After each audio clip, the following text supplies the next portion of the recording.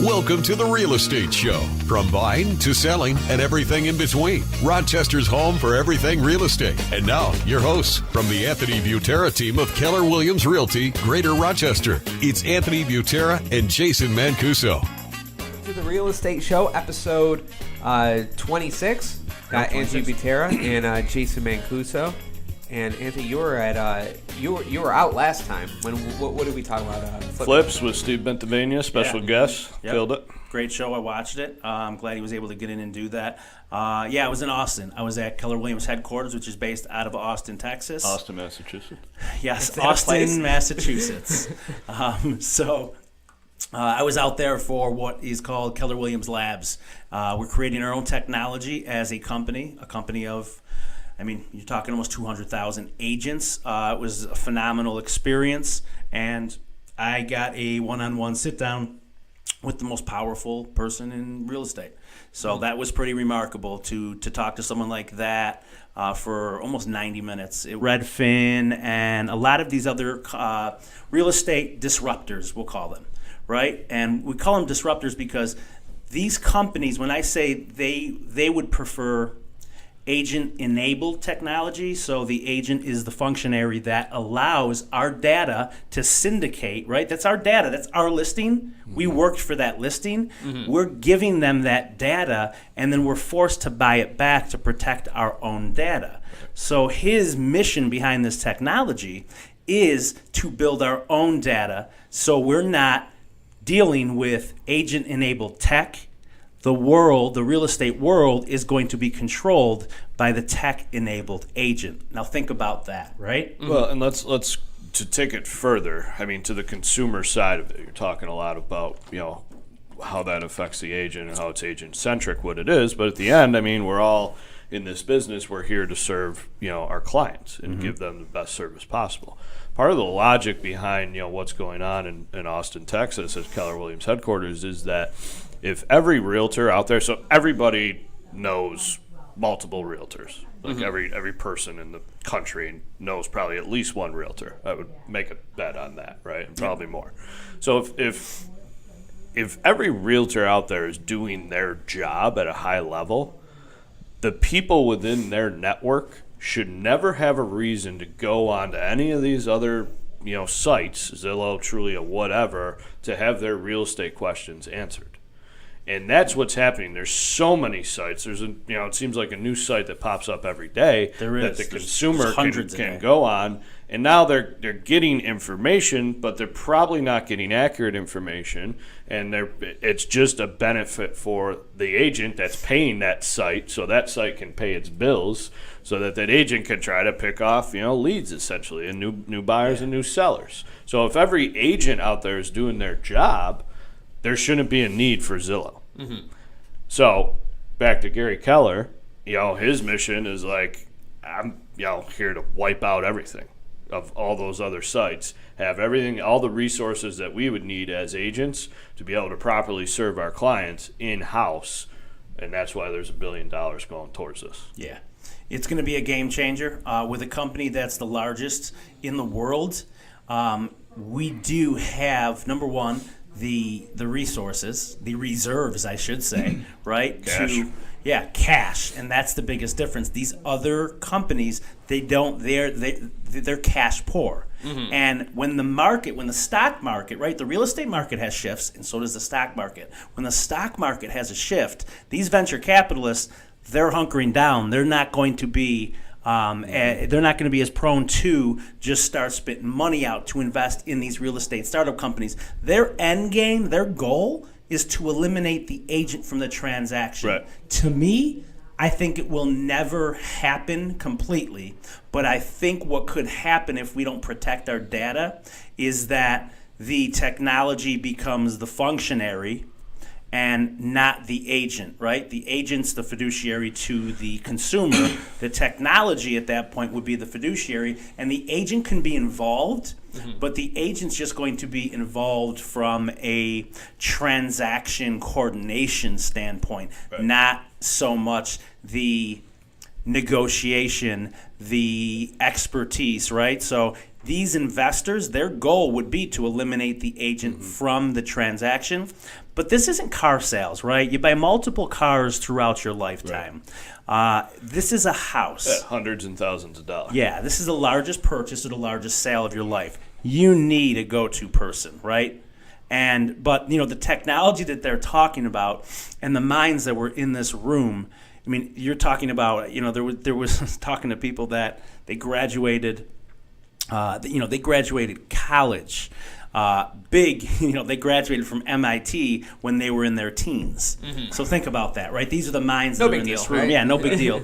But like Gary was even talking about, he says, here's what's coming, and this isn't like 30 years Jetsons talk. This is in the next 12 months. Mm-hmm. And he gave an example of like where tech is taking us and where it could have started eliminating people within industries, right? Let's take a doctor. Mm-hmm. Look what's happening to the doctors already, these physicians, right? They're forced to join a network right now. Every physician, they're basically being forced to affiliate locally with Strong or Rochester Regional, which is a combination of what used to be Rochester General and Park Ridge, which is Unity, and then it's all Rochester Regional now.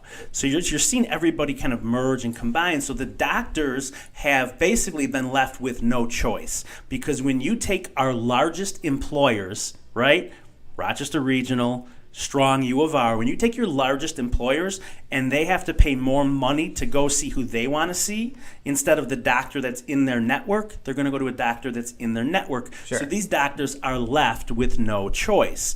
And that's the threat. But to take it to a next level, the technology that he's talking about this is the exact example that he gave, and I started thinking about it. I'm like, yeah, that's definitely possible.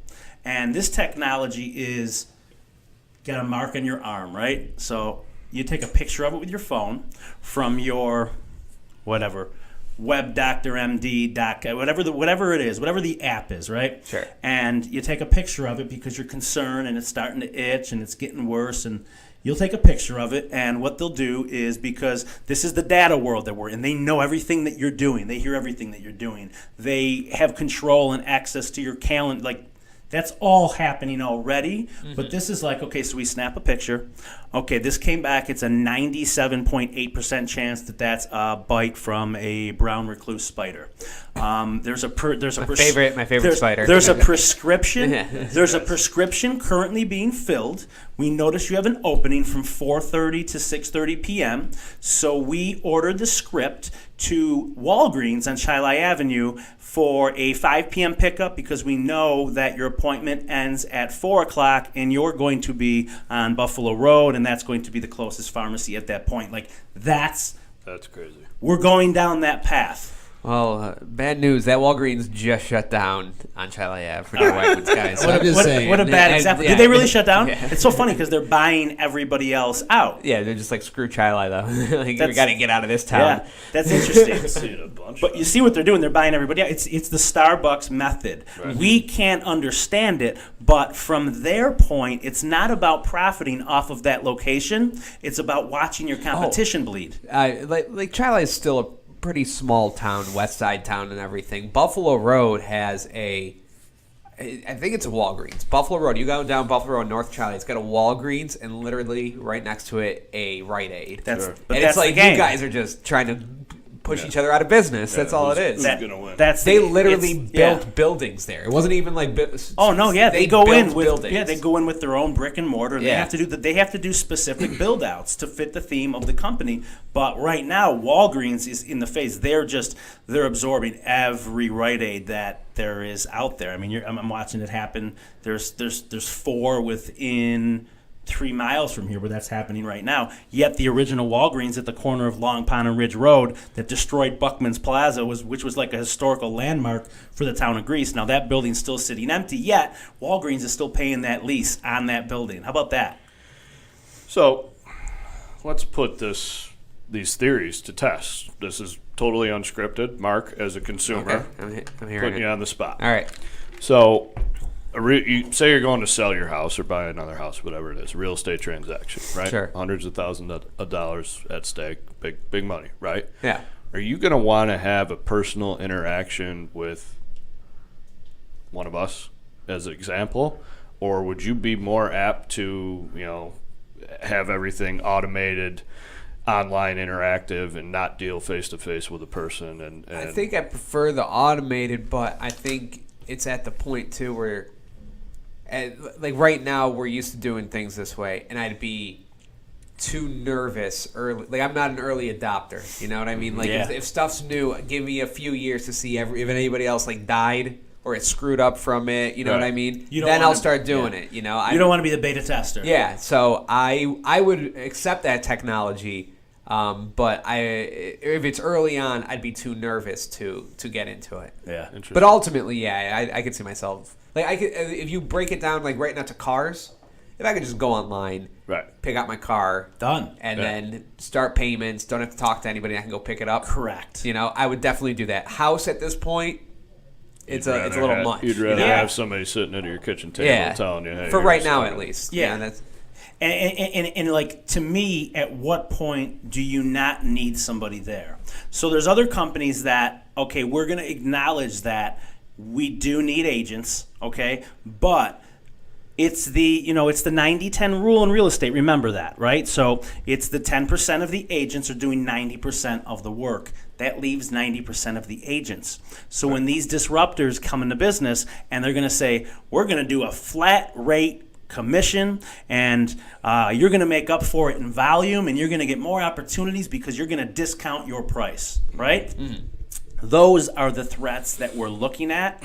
But the reality is, they will die a very, I shouldn't say slow death. I think it's going to be a fast death. Well, it's going to be a shift in the stock market. Yeah. Those companies go under once, if there's, there could be, crystal ball play, there could be a bubble in these real estate type companies. Mm-hmm. I mean, there's a ton of them now, and with all like goofy names that don't even add up. There's no indicators. Like, you used to be able to feel it, and you used to be able to predict it ahead of time. Like, what happened to Facebook the other day? How much value did it lose overnight? It lost. Did I see like 117 billion? Yeah, Zuckerberg lost 17 billion. I personally, watched 3 hours. I was watching John Oliver. I don't know if you guys watch John Oliver. Yeah, he said that Facebook lost the equivalent of the cheese market of the entire world. the cheese market of the entire world, it lost that value. See, now I think the lactose intolerance should be protesting for that reference. Yeah, I don't like that reference. Are you lactose intolerant? I still eat it. I still eat it. I just deal with it. But that was a ridiculous amount of money. Yeah. And it's just kind of like, I guess the gamble that we're making personally, the gamble that this guy, Gary Keller, the most influential person in real estate, is making, is that a real estate transaction, trumps most other transaction in terms of, like, you're going to want the personal touch versus just a computer telling you what your home is worth, and that computer hasn't seen your home. Mm-hmm. And it, compiling all the data and everything's automated and spitting out, and you should list your house for $150,000. Versus us coming in and say, well, we could probably get you $175,000. Yeah. Wouldn't you rather do that? Right. There's not going to be an app that's going to walk into your house and say, I know you guys want to sell and you want to sell right away. We've got some issues in the basement here. Looks like there's some structural shifting. Yeah. We got to take a peek in your attic. It looks like there's some we have some stuff to do to get your house prepared for the market. You know what I think? Because maybe part of me too is because I've been through the process of buying a home, haven't been through the process of selling a home. You're going to die in that house. Yeah, it's fine. My kids will sell it. If I could think soon, there's black mold everywhere, dude.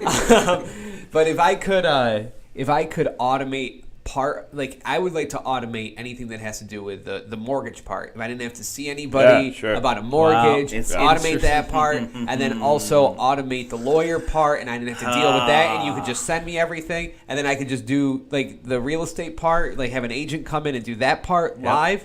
That would So that specifically was discussed. Mm-hmm.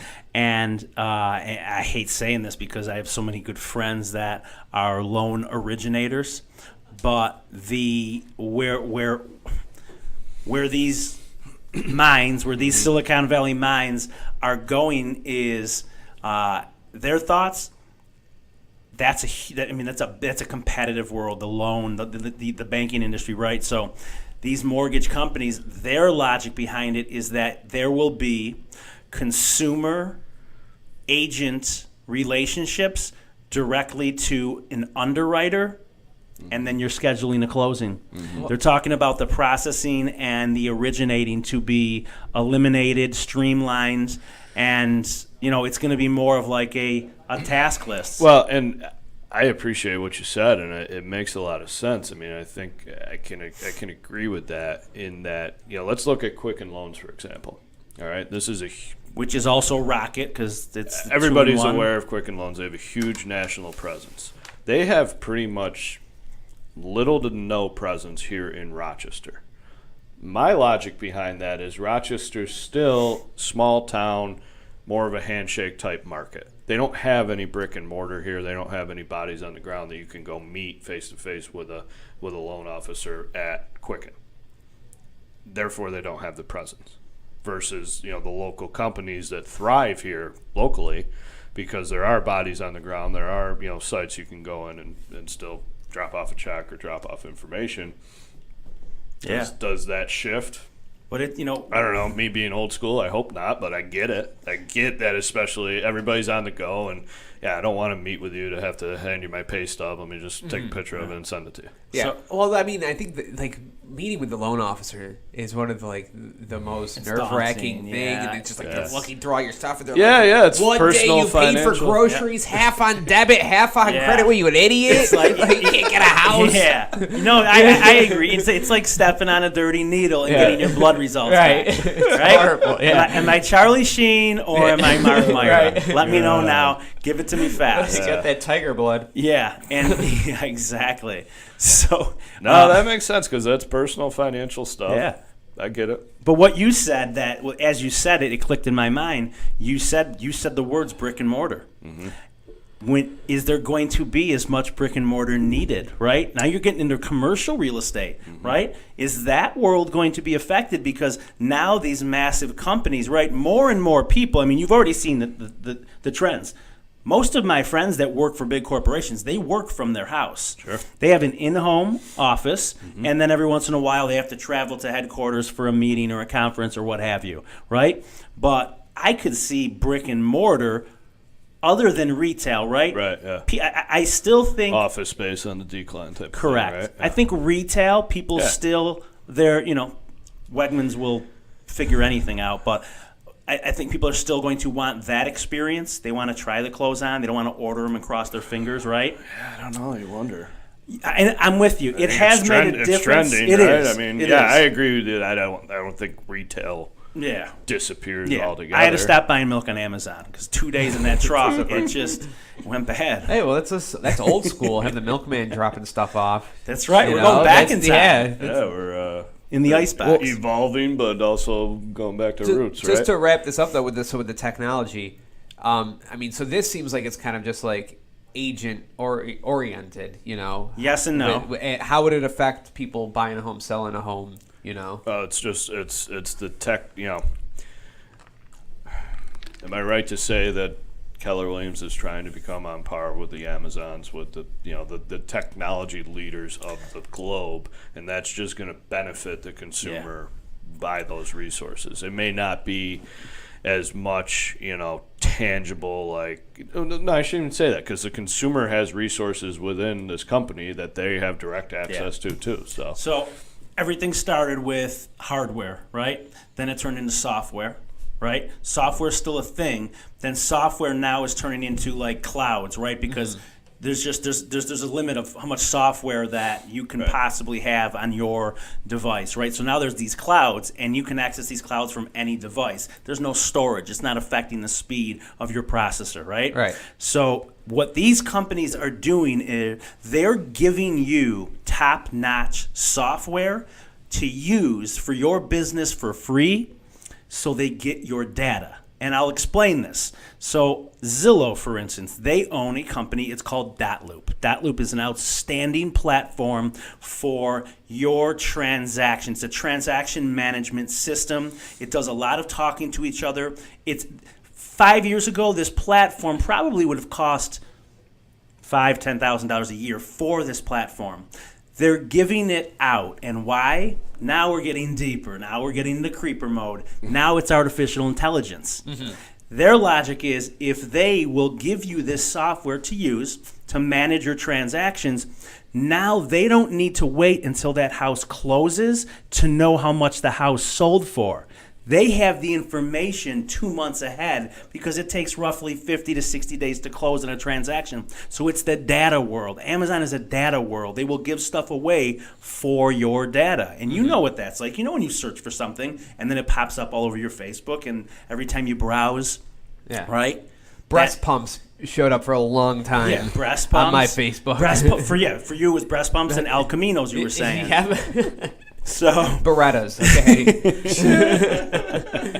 So, but that's, you know what I mean. That's where we're at right now. And when I say the ability to anticipate it's so short-lived because so much happens so fast now that you can get lost in it so fast. So for me, my focus has to shift to technology. Yeah. To protect my business. Well, and also, I mean,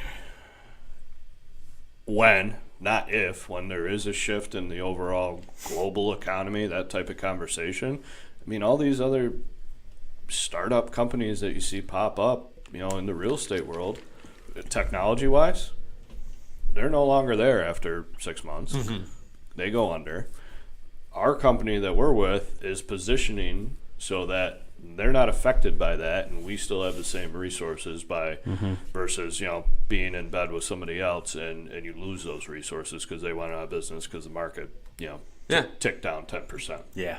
And what's crazy is as in-depth and technical as these companies are getting, now you're almost seeing them bring like the nostalgic value back, right? There's Amazon stores in metropolitan areas. There's Google stores. There's Apple stores. So as much as they've drowned you with their online experience and platforms, now they're getting into the brick and mortar. And why? It's to bleed their competition to death. It reminds me of food trucks. Every food truck wants to become a restaurant, and every restaurant wants to end up having a food truck at some point. But think about it. If you have the cash reserves, right, there's one way you could eliminate your competition.